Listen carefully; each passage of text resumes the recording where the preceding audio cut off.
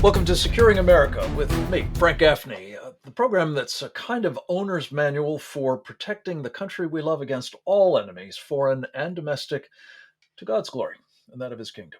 We're delighted to have with us one of our regulars to kick things off for the week.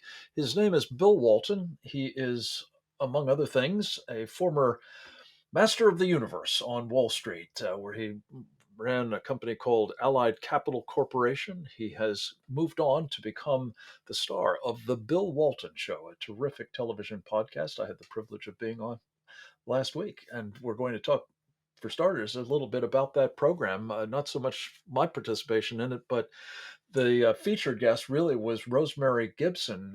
Bill, you have done a lot with Rosemary over the years. Talk a little bit about her work and why this program was particularly timely. Well, Frank, thanks for coming on my show last week. We, as you know, talked with Rosemary about her book called China RX, which is about America's dependency upon China for most of our critical drugs. Not only not only generic, but some of the critical pharmaceuticals that we count on, diabetes, heart drugs, that sort of thing.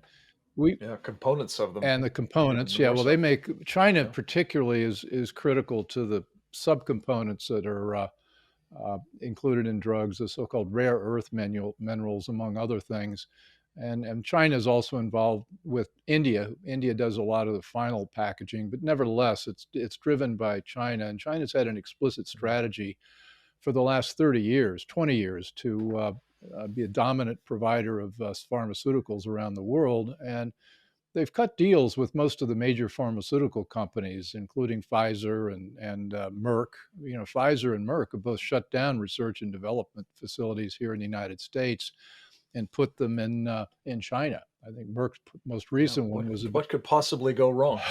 And Bill, this is really the point. It's not just the supply chain issue of whether or not those supplies of vital medicines are going to be available when we need them. We saw a little bit of that early on in the COVID crisis, but it's also the possibility, and Rosemary spoke powerfully about this, that some of these drugs, at least, might be contaminated in ways that make them not only not helpful, but actually harmful to the people taking Well, them. the, Talk about the that. the alarming news you and I got. You and I were on the show, did a show 2 years ago with Rosemary about her book, and Right. really, not much has gotten better, and a lot of some things have gotten much worse. At the time, we talked about the Food and Drug Administration and how difficult it was for them to bring their inspectors into China. The Chinese were harassing them every step of the way to prevent them from inspecting the Chinese drug manufacturing facilities, and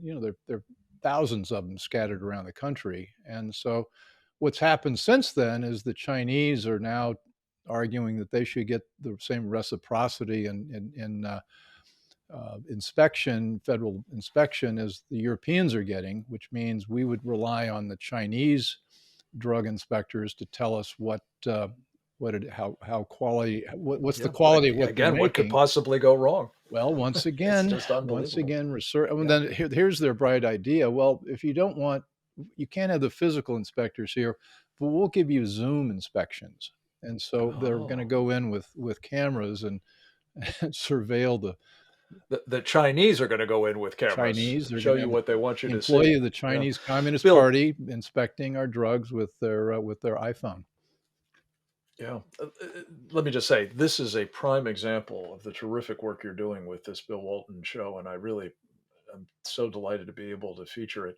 I'd like to take time to talk to you about another one, which is really important, featuring our friend Dr. Peter Vincent Pride, but that's for another day because I want to turn to some developments at the Fed. You are the guy that we rely on to keep track of what's going on there. And there are two pieces of this that I thought were really important to note. One, of course, the Fed has begun raising interest rates at last, but also nominee President Biden had put forward to be the vice chairman has withdrawn.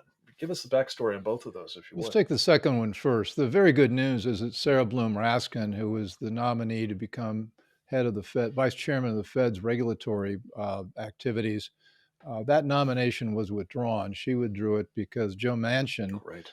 West Virginia, who's becoming a hero, refused to support her. And one of the reasons maybe the principal reason he refused to support her is that she's at the tip end of the sphere of weaponization of finance. And she is a Mm. climate change radical that just knows no limits to what we ought to do to shut down fossil fuels.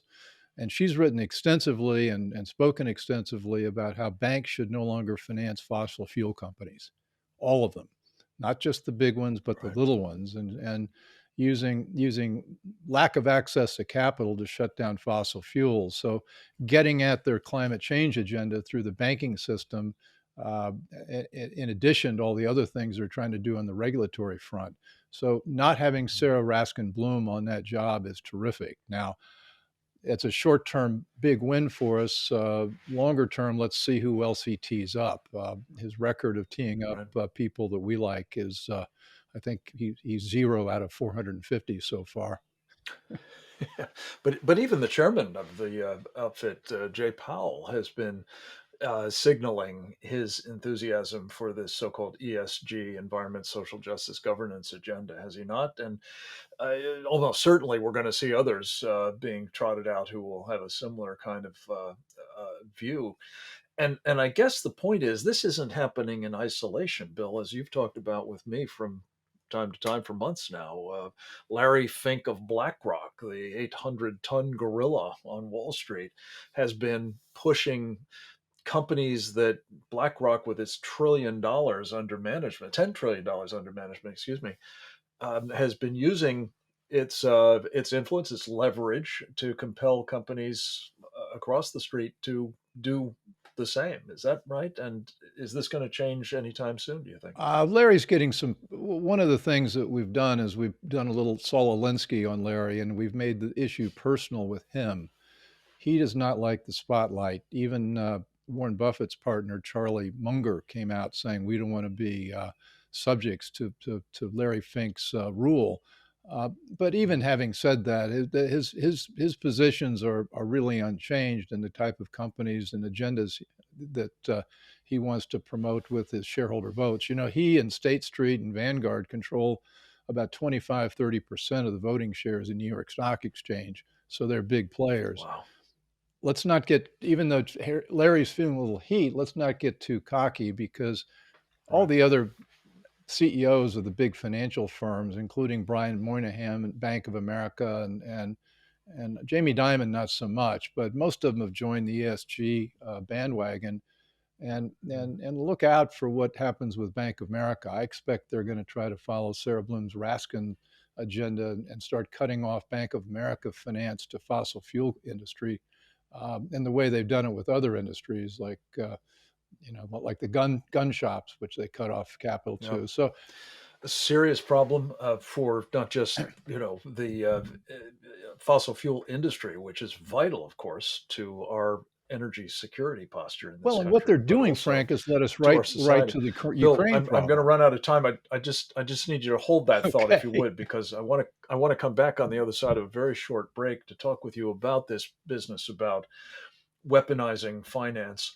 Um, we should be doing some of that, it seems to me, with respect to the Chinese Communist Party, Yes. our mortal enemy. But instead, Larry Fink and others like him, as you say, have been pushing our money, our capital, in the stock market and investment portfolios of pension funds and the like into communist China, propping them up. We're going to talk about some other developments in this sort of economic warfare space with Bill Walton of the Bill Walton Show, the proprietor of one of the most important podcasts, television podcasts, certainly in the country, as I see it. And I'm very pleased to have been the guest on that program. Home and home, as they say. Bill, it's good to have you here in return. We'll be right back with more with Bill Walton on specifically what economic warfare might mean for you. Straight ahead.